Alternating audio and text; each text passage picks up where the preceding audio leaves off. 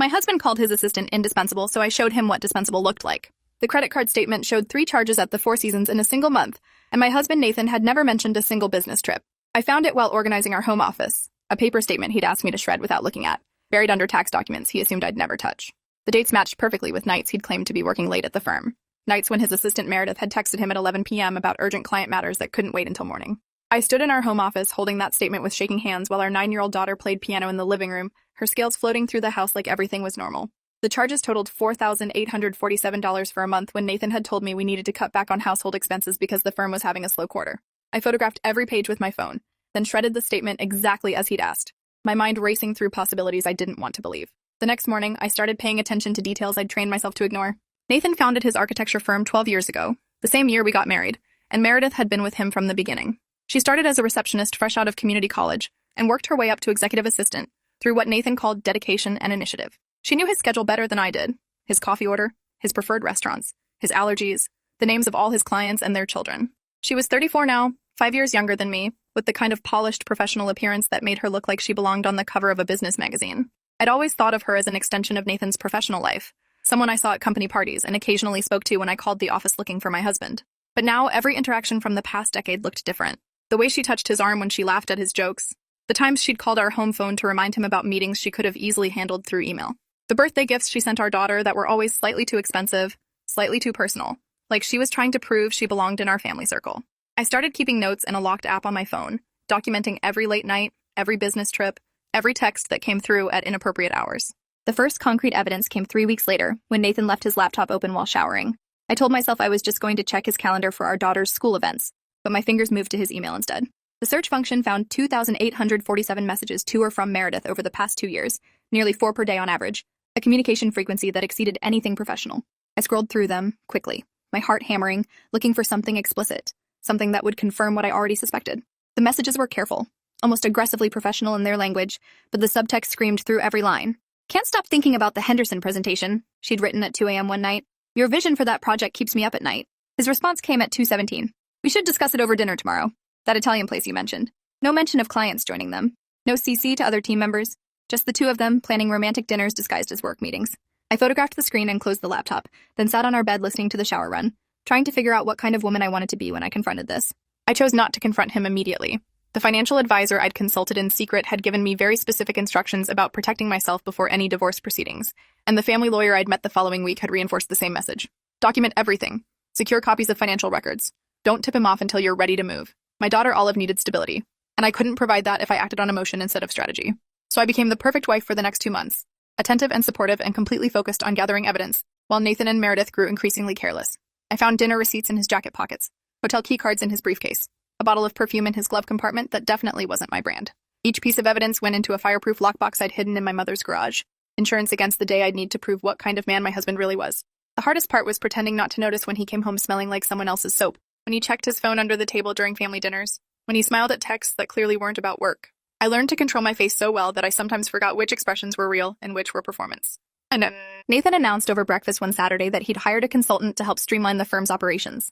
Her name was Priya Sharma, and she'd be working closely with his leadership team for the next 3 months. He said it casually, like it was routine business information, but I noticed how carefully he avoided meeting my eyes when he mentioned working closely.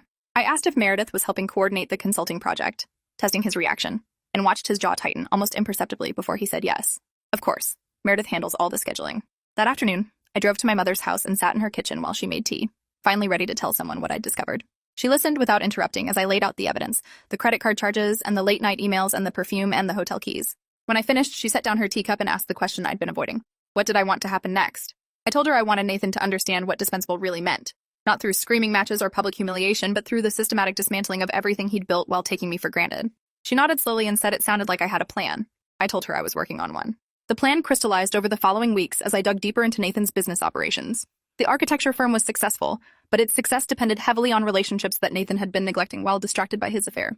3 major clients had quietly started shopping for new architects after experiencing delays and missed deadlines, problems that Meredith should have flagged but hadn't because she was too busy planning romantic dinners with the boss.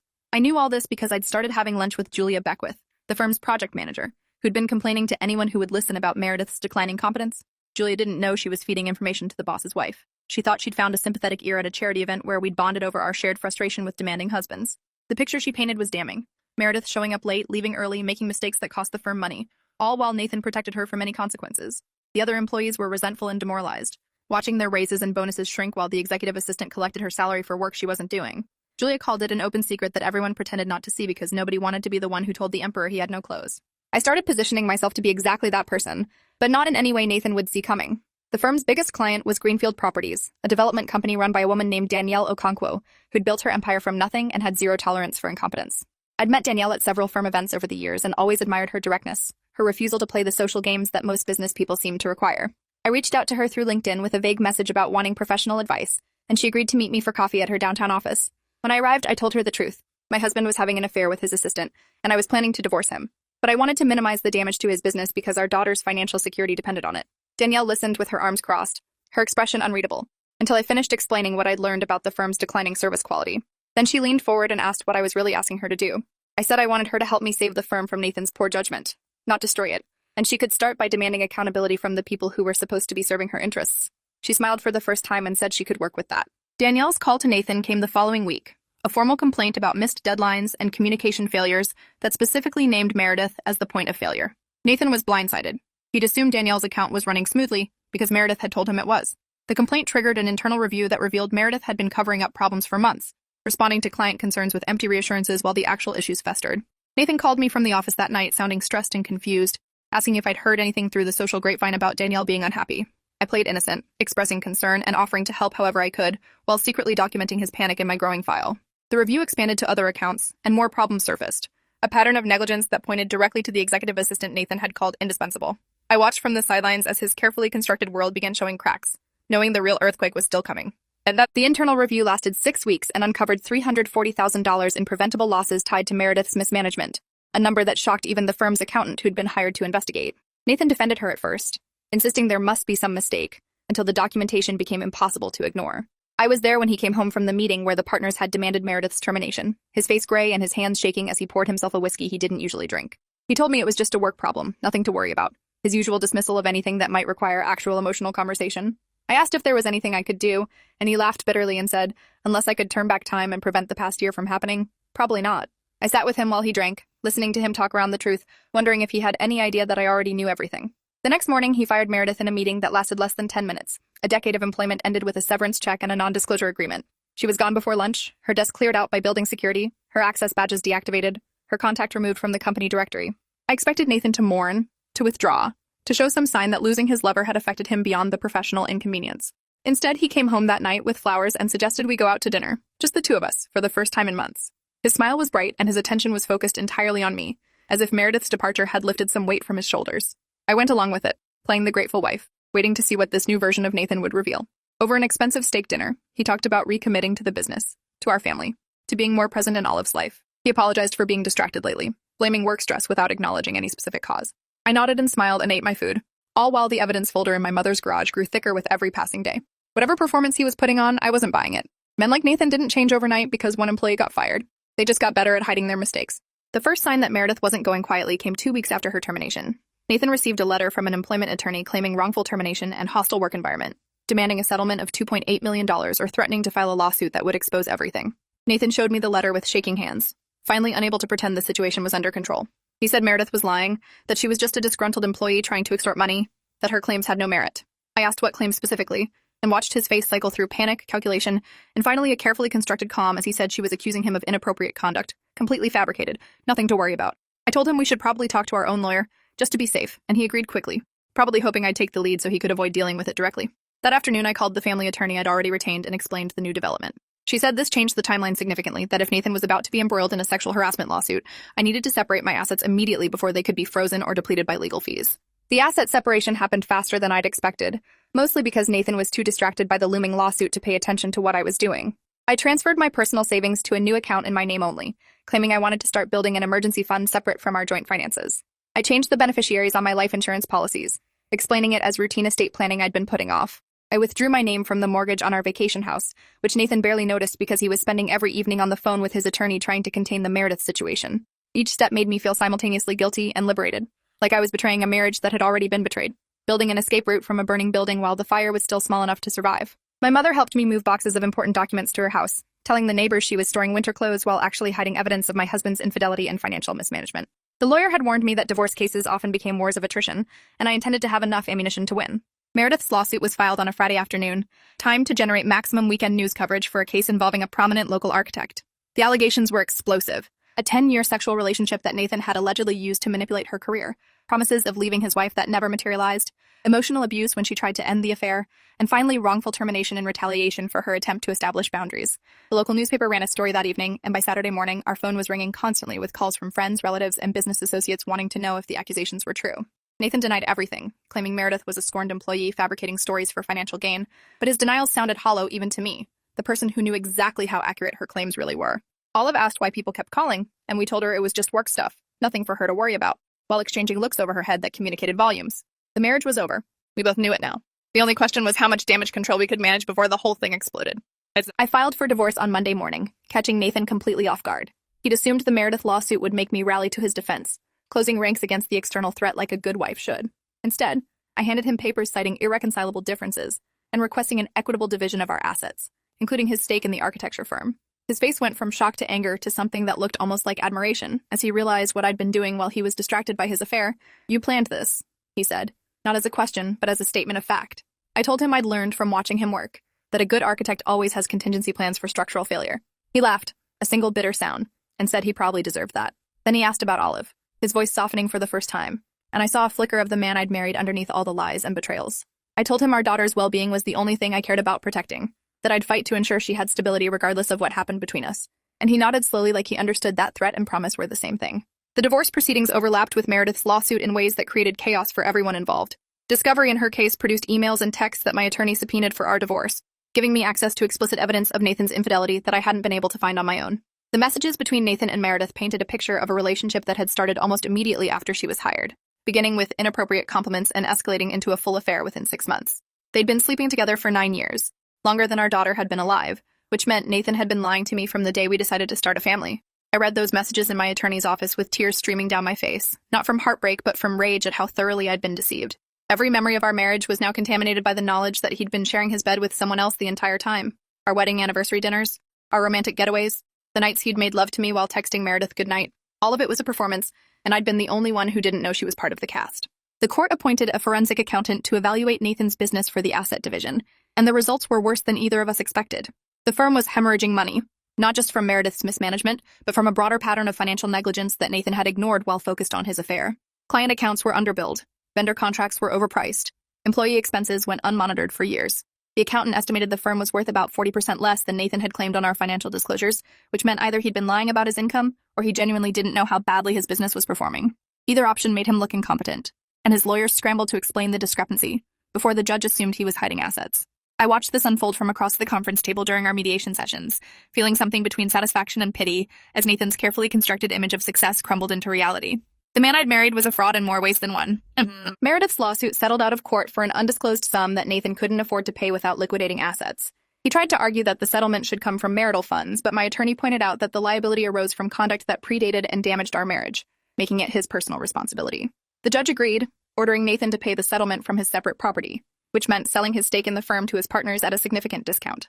I watched him sign those papers with a pen that shook in his hand, signing away the business he'd built over 12 years because he couldn't keep his hands off his assistant. When it was over, he looked up at me across the table and said he was sorry, not for the affair or the lies, but for what he called the situation, as if everything that had happened was some natural disaster rather than the direct result of his choices. I told him apologies were meaningless without accountability, and he nodded like he understood, but I could see in his eyes that he still didn't really get it. Our divorce was finalized 6 months after I filed, with terms that heavily favored me due to Nathan's proven infidelity and financial misconduct. I received the house, primary custody of Olive, child support calibrated to Nathan's now reduced income, and a percentage of his retirement accounts that would fund my own independence. Nathan moved into a small apartment across town and started over with a consulting job at a firm owned by one of his former partners, a significant step down from running his own company. He saw Olive every other weekend and alternating holidays, their relationship strained by her awareness that something bad had happened even if she didn't understand all the details. I enrolled her in therapy to help her process the divorce, and the therapist reported that she was handling it better than expected, probably because the household tension had actually decreased once Nathan was gone. Kids were perceptive that way, sensing the lies even when the words sounded right. The aftermath continued for years in smaller ways, ripples from a stone I'd thrown into water that seemed too big to disturb. Danielle Okonkwo became a friend and mentor, hiring me for a position at her company that used the project management skills I'd developed running a household while my husband played entrepreneur. I learned that I was good at logistics, at keeping multiple projects moving simultaneously, at anticipating problems before they became crises. The skills I'd used to catch Nathan cheating translated perfectly into corporate risk management, and within 2 years I'd been promoted twice. My mother said she'd never seen me happier, and she was probably right. There's something clarifying about surviving a betrayal that makes you realize how strong you actually are. I stopped being Nathan's wife and started being myself, a transformation that had been waiting to happen for longer than I wanted to admit. Nathan remarried 2 years after our divorce to a woman named Stephanie who worked in his new firm's accounting department. I met her once at a school event for Olive, a nervous blonde who kept glancing at me like she was waiting for me to attack. I wanted to warn her, to tell her what she was getting into, but she probably wouldn't have believed me any more than I would have believed Nathan's first wife if she'd existed. Some lessons can only be learned firsthand. Olive told me later that Stephanie seemed nice but talked too much, always trying too hard to make Olive like her, and I felt an unexpected pang of sympathy for the woman who'd inherited my position without understanding what it really meant. I hoped for her sake that Nathan had actually changed, though experience suggested that people rarely did. The patterns that led him to Meredith would likely lead him to someone else eventually. The question was just how long Stephanie would tolerate it before she figured out what I'd figured out years ago. Some people were simply incapable of being faithful, and no amount of love or effort could change that fundamental flaw. Meredith disappeared from public view after the settlement, moving to another city and starting over in a field unrelated to architecture. I looked her up occasionally, curious about what happened to the woman who'd helped destroy my marriage, and found fragments. A LinkedIn profile showing she'd become a real estate agent, a Facebook page with carefully curated photos of vacations and dinner parties, the kind of polished surface that hid whatever was happening underneath. I didn't feel sorry for her exactly, but I also couldn't maintain the hatred I'd carried during the divorce. She'd been complicit in Nathan's affair, but she'd also been manipulated by a man who'd promised her things he never intended to deliver. We were both casualties of his selfishness, connected by the damage he'd done to each of us in different ways. I wondered sometimes if she'd learned anything from the experience, if losing her job and her reputation had taught her to value herself more carefully. Probably not, given how she'd fallen for Nathan's lies in the first place, but people could surprise you. I certainly surprised myself. Olive grew up in the shadow of her parents' divorce, but she grew up strong. At 15, she asked me directly what had happened between me and her father, tired of the careful answers and partial truths we'd been giving her for years. I sat her down and told her an age-appropriate version of the story, that her father had made choices that broke our marriage, that I'd chosen to protect her stability by planning carefully before asking for a divorce, that sometimes people you love disappoint you in ways you can't forgive. She listened with her jaw set in a way that reminded me painfully of Nathan when he was trying to process something difficult. When I finished, she asked if I regretted marrying him, and I said no, because that marriage had given me her, and she was worth everything else that came with it. She hugged me then, the first genuine embrace we'd shared in months, as she pulled away into teenage independence, and I felt like maybe I'd done something right in the wreckage of everything else. Nathan had a heart attack at 52, a minor one but scary enough to shake everyone who still cared about him. Olive called me from the hospital, crying, asking me to come even though I had no logical reason to be there. I went anyway, for her, and sat in the waiting room while she visited her father in the ICU. Stephanie was there too, looking exhausted and scared, and we exchanged awkward nods but didn't speak. When Olive came out, she said Nathan wanted to see me, and I went in even though part of me wanted to refuse. He looked small in that hospital bed, tubes and wires connecting him to machines that tracked his failing body, a far cry from the confident architect who'd swept me off my feet 20 years ago. He said he was sorry, and this time the words sounded different, heavier, like he'd finally understood what he was apologizing for. I told him I forgave him, which was mostly true by then, and watched something ease in his face as he closed his eyes. Forgiveness doesn't mean forgetting. It just means letting go of the weight so you can move forward. 3 years after Nathan's heart attack, I stood at Olive's college graduation watching her receive her diploma in business administration, the same field I'd moved into after the divorce. Nathan was there with Stephanie, now using a cane after a second, more serious cardiac event, and we sat in the same row without speaking beyond polite acknowledgments. Our daughter had turned into a woman who knew exactly what she wanted and how to get it, confident in ways I'd never been at her age, unafraid to demand respect because she'd watched me learn to demand it for myself. After the ceremony, she hugged both of us at the same time, pulling her broken parents together for a photograph that would capture the complicated reality of our family. Divorced but present, wounded but surviving, connected forever through the person we'd created together. I looked at Nathan over our daughter's head and saw him looking back, both of us thinking about the years we'd wasted and the years we'd lost, and the strange peace we'd finally found. The indispensable assistant was long gone, remarried and relocated, probably still making the same mistakes somewhere else. But Olive was here, graduating, moving forward into a life that neither of us could have imagined when we were young and in love, and blind to all the ways we would eventually hurt each other. The months leading up to the divorce trial were the hardest of my life, harder even than discovering the affair, because at least then I'd had the adrenaline of anger to carry me through. Now I was just exhausted, grinding through depositions and discovery motions and endless meetings with lawyers who charged by the hour while my marriage dissolved around me. Olive started having nightmares, waking up screaming about monsters in her closet that were really fears about her family falling apart. I held her through those nights, promising everything would be okay even though I wasn't sure it would be, lying to protect her the way Nathan had lied to me for years. My mother moved in temporarily to help with childcare, her presence both comforting and awkward as we navigated her relationship with the son-in-law she'd always defended. She'd believed Nathan's denials at first, insisting the accusations must be exaggerated, until I showed her the emails I'd photographed and watched her face crumble as she realized the man she'd trusted had been deceiving all of us. We cried together in her kitchen that night, mourning different losses but sharing the same grief. The custody evaluation was particularly brutal, requiring both Nathan and me to submit to psychological assessments and home inspections by court-appointed experts who would determine what was best for Olive. I prepared obsessively, cleaning the house until it gleamed, arranging play dates so the evaluator could see me interacting positively with other parents, coaching Olive on nothing because her authentic happiness with me was the best evidence I could present. Nathan tried the same strategy, but his apartment was too new and too empty to feel like a home, and Olive's discomfort in that space was obvious to everyone, including the evaluator. The final report recommended primary custody to me with generous visitation for Nathan, a victory that felt hollow because it meant officially acknowledging that our family was broken beyond repair. I read the evaluator's clinical language about parental fitness and domestic stability, and saw our lives reduced to checkbox categories. All the love and hope we'd started with, erased by Nathan's inability to keep his promises. The judge accepted the recommendation without modification, and I walked out of that courtroom with full custody of my daughter and a heart that felt like it weighed 1,000 pounds. Nathan's business continued its decline even after the divorce was finalized. The clients Danielle had helped me identify as dissatisfied took their projects elsewhere, and the lawsuit settlement had depleted the firm's cash reserves to the point where they couldn't pursue new work.